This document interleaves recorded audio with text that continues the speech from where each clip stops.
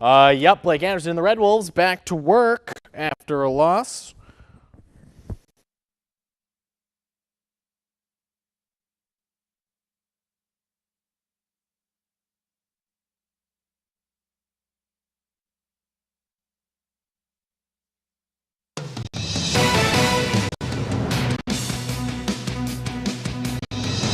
Good evening, everyone. I'm Nick Frank. Coach Anderson and the Red Wolves are back to work this week after their disappointing loss to Georgia Southern. Next up, a nationally televised game on Tuesday against Appalachian State. Let's see what Coach is preparing for in this week's Scouting Report. Now it's time for Northeast Arkansas Scouting Report with Coach Anderson for the October 9th game against App State. Blake Anderson here with Red Wolves football going into week 2 of conference play, coming off a last-second tough loss against Georgia Southern on the road. So I had to kind of overcome that this week. It's looked better. Now we go into week 2 with Appalachian State coming in for a Tuesday night ESPN game right here in our home stadium. Love the fact that we're playing at home. Tell you right now, we need you to be there. We need this place to be rocking. We need a great environment. This is a team that's coming in that's playing as good as anybody in the country in our level.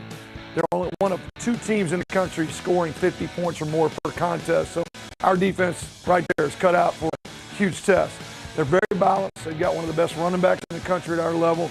They do a great job schematically just trying to get leverage points on you and getting downhill. And just about the time you think you've stopped what they're doing, then they start pushing the ball up over your head, throwing the explosive throws downfield. So a huge test. Our D-line is going to have to control the line of scrimmage, make them uncomfortable, and really push things back in the quarterback's lap. We cannot let Zach Thomas get comfortable. We cannot let that tailback get one-on-one with people. So our defense is going to have to play lights out. We need you to help them do that. Offensively, it's a situation where we go up against a defense that's got some great numbers. They're really fast. They move really well. A lot of defensive movement, so our O-line is going to have to control that, get bodies on people and cover them up so we can get our backs and our skill guys out in space. You know, biggest issue for us a week ago was we had a ton of yards but derailed drives due to mistakes. So we just got to eliminate the mistake this week so we can play our ball, finish drives, get it in the end zone, make sure we don't let these guys get out in front. I think one of the biggest things about App State right now is how well they're playing in special teams. They've scored 4 times this year alone on special teams play. And we've always been one of the best in the league. We got to go head-to-head, find a way to beat App State here on Tuesday night. Come help us do it. All right, thank you, Coach. Now the 2-2 Dallas Cowboys will try to make it 2 wins in a row when they play host to 1-3 Houston on Sunday night. The Texans have been one of the best and have one of the best front fours in the entire NFL, and it's a group that features both J.J. Watt and Jadeveon Clowney. He's obviously a very dynamic player for them, makes a ton of plays. Obviously, when you see him on tape, he checks all the boxes for the measurables. Extremely good rusher. So definitely a guy we're going to have our eyes on and account for. Cowboys and Texans will go at it on Sunday night.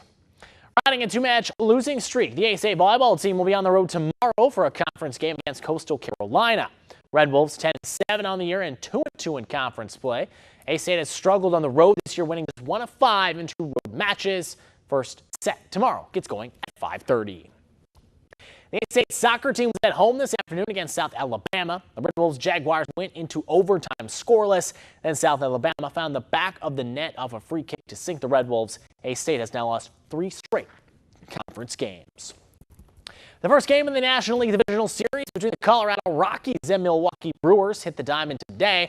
Like the Rockies wildcard game, this one went to extras. That's when Mike Moustakas of the Brewers hit a walk-off single to give the Brewers a 1-game series lead. Now tomorrow, it's going to get even better. Another fun day full of baseball. It'll be game 1 for both the American League Series. The first will feature the Astros playing host to the Indians.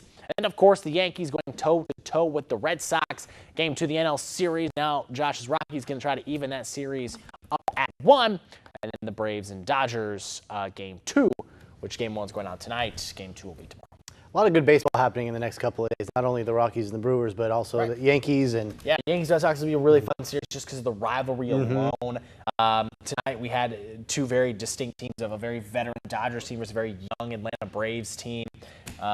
It's a really fun game. Tonight I know your team was on the losing end, right? But it was an extra inning baseball game, and so we're getting some fun October baseball. Just like when was last night before 13. Rockies.